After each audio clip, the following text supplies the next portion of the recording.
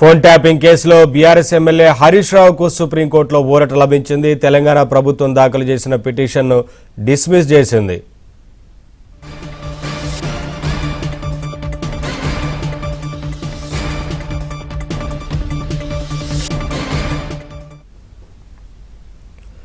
Phone tapping కేసులో BRS MLA Harish రావుకు సుప్రీంకోర్టులో ఊరట లభించింది. తెలంగాణ ప్రభుత్వం దాఖలు చేసిన పిటిషన్ను డిస్మిస్ చేసింది. అప్డేట్స్ మా ఢిల్లీ కరెస్పాండెంట్ సతీష్ అందిస్తారు. సతీష్, ప్రభుత్వం దాఖలు చేసిన పిటిషన్ ను డిస్మిస్ చేసినట్లు తెలుస్తోంది కదా, ఏంటి అప్డేట్స్? నవీన్, మాజీ మంత్రి హరీష్ రావుకు సంబంధించిన ఫోన్ ట్యాపింగ్ కేసులో హరీష్ రావును విచారించేందుకు అనుమతి ఇవ్వాల్సిందిగా తెలంగాణ ప్రభుత్వం సుప్రీంకోర్టులో ఒక పిటిషన్ దాఖలు చేసింది. పిటిషన్ ను విచారించిన సందర్భంగా జస్టిస్ బివి నాగరత్నం ధర్మాసనం కోర్టు విచారణ చేస్తే హరీష్ రావుకు కేసులో ఊరట లభించిందని చెప్పాలి. ఇక తెలంగాణ ప్రభుత్వం దాఖలు చేసిన పిటిషన్ సైతం కూడా సుప్రీంకోర్టు డిస్మిస్ చేసింది. విచారించాల్సిన అవసరం లేదని చెప్తుంది. అయితే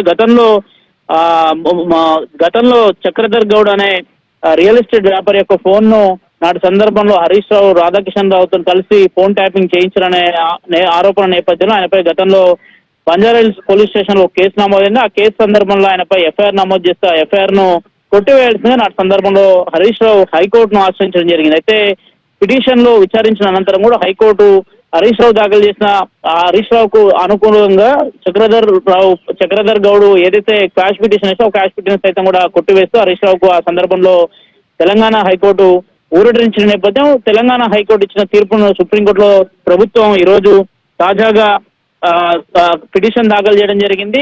ఆ తీర్పును సవాల్ చేస్తూ ఆ సందర్భంగా ఈరోజు కేసు విచారణకు వచ్చింది. అయితే కేసు విచారణ సందర్భంగా జస్టిస్ బివి నాగరత్నం ప్రస్తుతం కేసు విచారించాల్సిన అవసరం లేదు, ఈ పిటిషన్ డిస్మిస్ చేస్తున్న అంశాన్ని స్పష్టం చేయడంతో పాటు అతన్ని ప్రధానంగా ఎక్కడైతే కస్టడీకి సంబంధించి విచారణ చేస్తాం ఆ విచారణ కూడా ప్రస్తుతం అవసరం లేదన్న అంశాన్ని కూడా కోర్టు స్పష్టం చేస్తున్న నేపథ్యం.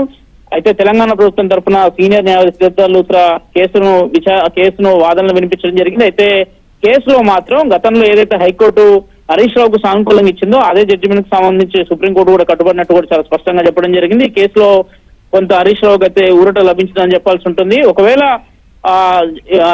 జనరల్ ఎంక్వైరీకి సంబంధించిన అంశంలో హరీష్ రావును విచారించుకోవాలనుకుంటే అది వేరే అంశం, కానీ ఈ కస్టోడియల్ కి సంబంధించిన అంశాన్ని ఈ పిటిషన్ సంబంధించిన విచారణ మాత్రం విచారించాల్సిన అవసరం లేదన్న అంశాన్ని స్పష్టం చేస్తూనే ప్రభుత్వం దాఖలు చేసిన పిటిషన్ సైతం కూడా సుప్రీంకోర్టు డిస్మిస్ చేసింది.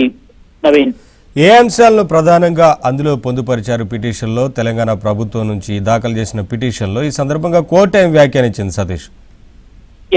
ధర్మాసనం పిటిషన్ ను ముఖ్యంగా హరీష్ రావుని ఫోన్ ట్యాపింగ్ విచారించాల్సిందని తెలంగాణ ప్రభుత్వం తరఫున మొదట న్యాయవాది కోరినప్పుడు అవసరం లేదనే అంశాన్ని స్పష్టం చేయడంతో పాటు మరోవైపు కేసు విచారణకు సంబంధించి ఫోన్ ట్యాపింగ్ లో కొన్ని అంశాలని దానికి సంబంధించిన అంశంలో ఆయన విచారించాల్సిందిగా కూడా అంశాన్ని స్పష్టం చేయడం జరిగింది. ఎఫ్ఐఆర్ ను సంబంధించిన అంశంలో కూడా ప్రధానంగా గతంలో తెలంగాణలో ఫోన్ ట్యాపింగ్ జరిగింది. ఆ ఫోన్ ట్యాపింగ్ అంశంలో పలుమార్లు కొందరు పేర్లు వచ్చాయి. తాజాగా ఈ కేసులో చక్రధర్ గౌడ్ అనే అంశానికి సంబంధించి ఆయన పైన కూడా ఆయన ఫోన్ ట్యాపింగ్ చేసిన అంశాన్ని కూడా చేర్చడం జరిగింది. కాబట్టి వాటిపైన క్షుణ్ణంగా వీరిని విచారించాల్సిన అవసరం ఉంది. ఇప్పటికే ఫోన్ ట్యాపింగ్ అంశంలో అనేక మంది పోలీసు అధికారులను విచారించాం. గత విచారణ సందర్భంగా రాధాకిషన్ రావు అనే అధికారిని సైతం కూడా తెలంగాణ పోలీసులు విచారించారు. అదే అధికారితో స్వయంగా ఫోన్ ట్యాపింగ్ చేయించినట్టు ఆయన పెద్ద ఎత్తున కూడా ఆరోపణలు వచ్చిన అంశాన్ని కూడా ధర్మాసనం స్పష్టం చేసినప్పటికీ కూడా వాటన్నిటిని కూడా పరిగణలో తీసుకోకుండా హైకోర్టు ఇచ్చిన ఆర్డర్ కు సంబంధించి ఆర్డర్ ను యథావిధిగా సమర్థిస్తున్నట్టు కూడా సుప్రీంకోర్టు స్పష్టం చేసింది. నవీన్,